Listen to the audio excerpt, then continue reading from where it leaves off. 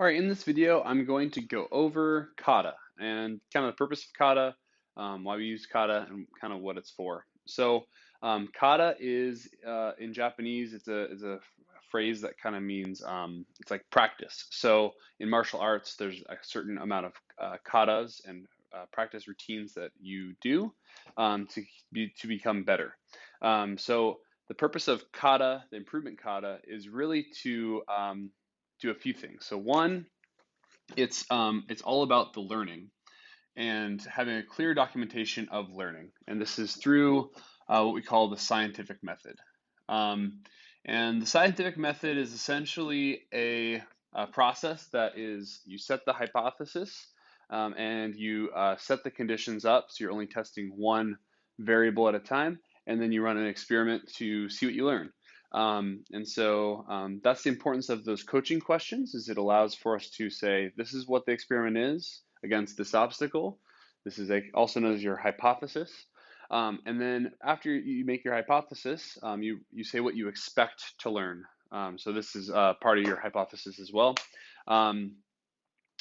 And then you run your experiment, you do the work, and then after that you look over at what actually happened and what you learn. So this is verifying whether we were right or wrong and what do we learn.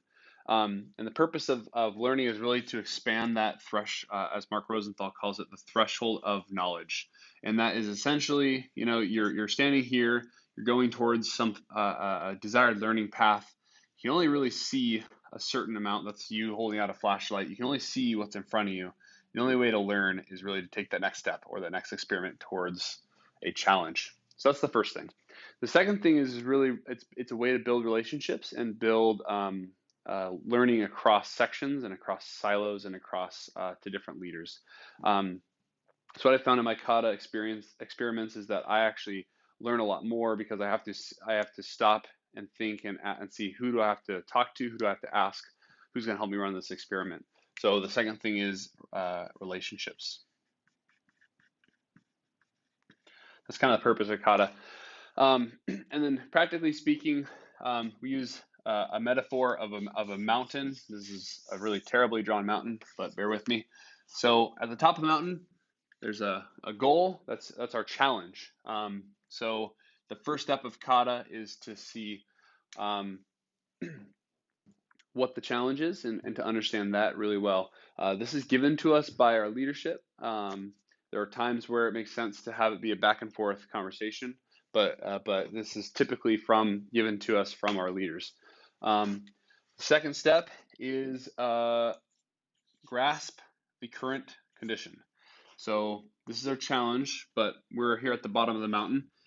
What is happening here? And you can watch some more videos about that, about each of these steps. But essentially, this is trying to understand where we're at currently at today's date. And this does take some work and some self-reflection and to try to figure out where we're at in relation to that challenge. The next thing is set the next target condition. And so what that is it's basically our base camp of where we want to be in the next 1 to 3 weeks. It can be longer, but we recommend to keep it really small and bit-sized. So basically the tactic is to say, like, in a week or in 2 weeks, I want the process to be operating like X, and kind of explain what that looks like. Step 4 is identify what obstacles are in between the current condition and target condition, because the target condition is some future state we're not at yet, and current condition is where we're at now. So what are those boulders, those rocky areas that are in between these two conditions? And then part of that step 4 is also these experiment cycles. This is where the coaching cycles come into play, of making our way towards the target condition. And then once our target condition is achieved, either because the date has come and gone, or we've actually achieved this target, which is obviously more rewarding, then we go back to step 2. What is the current condition, which will hopefully be here, at this level, and what's the next target condition? And again, obstacles and experiments towards there. And the goal is to eventually climb up the whole mountain till you get to there. The purpose of doing this on Trello allows us to be able to capture all of our learning in one spot. Because again, the purpose of this is to become a learning organization, and then to build those relationships along the way.